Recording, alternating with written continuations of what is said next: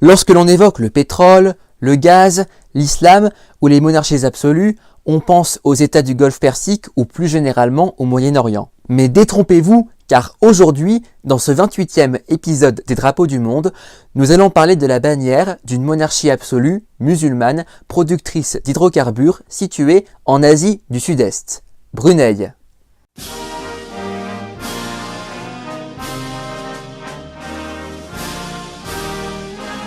Située sur l'île de Bornéo, au bord de la mer de Chine méridionale, ayant comme seul voisin terrestre la Malaisie, le sultanat de Brunei est un minuscule état d'une superficie de seulement 5 765 km² avec tout juste 420 000 habitants. La plupart des Brunéiens habitent dans la capitale, Bandar Seri Begawan. Fondé vers la fin du XIVe siècle, le sultanat de Brunei connut son âge d'or du XVe au XVIIe siècle. C'était en effet une puissance commerciale majeure en Asie du Sud-Est. Mais la piraterie, les querelles de succession et l'expansionnisme des puissances européennes entraînèrent le déclin de Brunei jusqu'à ce que ce territoire devienne un protectorat de la couronne britannique en 1888. Mis à part l'occupation japonaise pendant la Seconde Guerre mondiale, Brunei restera un protectorat britannique pendant près d'un siècle, plus précisément jusqu'au 1er janvier 1984, date de l'indépendance. L'actuel drapeau de Brunei,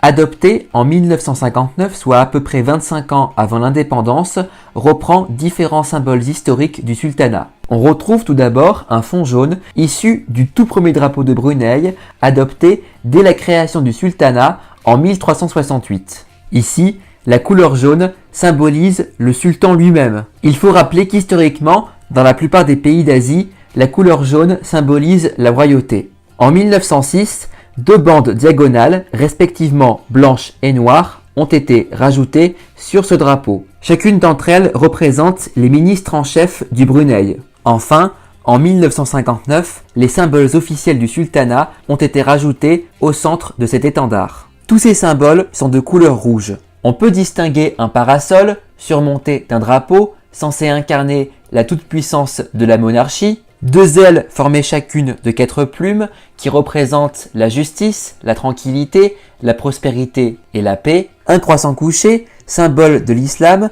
la religion d'État, sur lequel est écrit en jaune la devise nationale, toujours rendre service avec l'aide de Dieu. Un bandeau sur lequel est inscrit le nom complet du pays, Brunei Darussalam, ce qui veut dire Brunei, terre de paix. Enfin, les 2 mains levées, situées de part et d'autre du croissant, symbolisent l'engagement du gouvernement à préserver la sérénité, la paix et la prospérité du sultanat. Comme je l'ai dit en introduction, Brunei possède de nombreux points communs avec les États du Golfe Persique au Moyen-Orient. L'islam, pratiqué par 67% des Brunéiens, est la religion d'État. Le sultanat de Brunei est aussi une monarchie absolue. L'actuel sultan, au pouvoir depuis 1967, s'est attribué les titres de Premier ministre, ministre des Finances, ministre de la Défense, commandant suprême des forces armées de Brunei, inspecteur général de la police royale du Brunei et chef spirituel et religieux du sultanat. Le sultan, un des hommes les plus riches de la planète, possède un immense palais, une collection de voitures de luxe tout aussi impressionnante et possède même son propre avion de ligne qu'il pilote lui-même. Dans le même temps, le sultan réprime durement toute forme de contestation de son pouvoir. Bien que les partis politiques soient officiellement autorisés, il n'y a jamais d'élection démocratique. Malgré ce régime autoritaire, Brunei est devenu en quelques décennies l'un des pays les plus riches du monde. En termes de revenus moyens par habitant, le sultanat se classe au 2e rang en Asie du Sud-Est, juste derrière Singapour. Ces bonnes performances s'expliquent avant tout par les importantes réserves d'hydrocarbures se situant au large des côtes de Brunei. Le secteur gazier et pétrolier représente en effet le principal secteur économique du sultanat ainsi qu'environ 90% de ses exportations. Grâce à l'argent du gaz et du pétrole, Brunei ne possède aucune dette et le gouvernement fournit gratuitement l'accès à la santé et à l'éducation à l'ensemble de ses citoyens. Mais tôt ou tard, les réserves d'hydrocarbures finiront inévitablement par s'épuiser et le gouvernement de Brunei cherche déjà à diversifier l'économie du sultanat. Le sultan cherche notamment à développer l'écotourisme, c'est-à-dire un tourisme vert respectueux de l'environnement.